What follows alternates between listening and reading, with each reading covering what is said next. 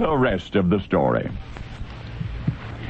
It is not intended as offense to our nation's northeast, but if all at once there were nobody home in the United States, the area we now call Maine would not be the first place that prospective colonists would choose to colonize. Winters there are just too long and too much. And yet that's precisely the area George Popham wanted to settle. His uncle, the Lord Chief Justice of England, supported his endeavor, and one fine May morning, 2 vessels set sail for the New World, specifically for the coast of Maine.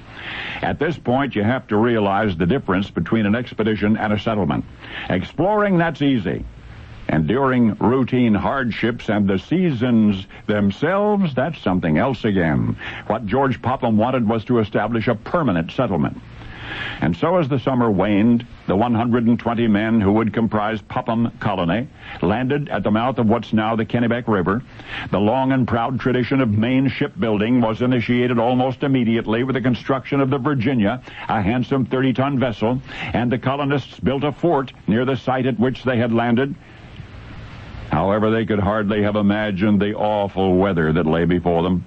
On the 18th of the following January, they reported in the colonial log that for 7 interminable hours, virtually everything that could fall from the sky fell. And then it got cold. So cold that they crammed too much wood into the fireplace and burned their fort to the ground.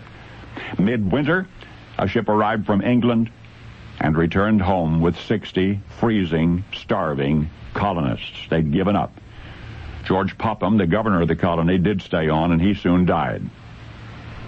Those who did not die that terrible winter would not stick around to try another. The following September, Popham Colony was utterly abandoned.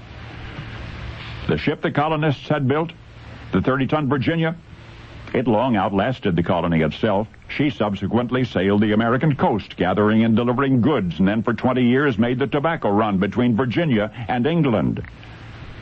Well, George Popham's name is not entirely forgot.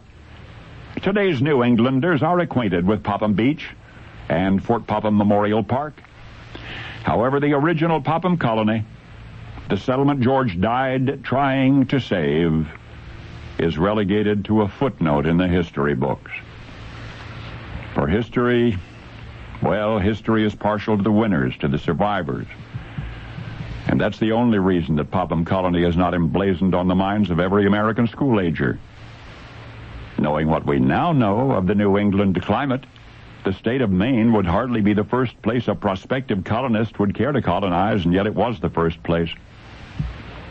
Had the members of Popham Colony only managed to stick it out for more than 1 year, they would have shared the historical limelight with the other settlers down the road, with the other colonists who also established their colony that same year,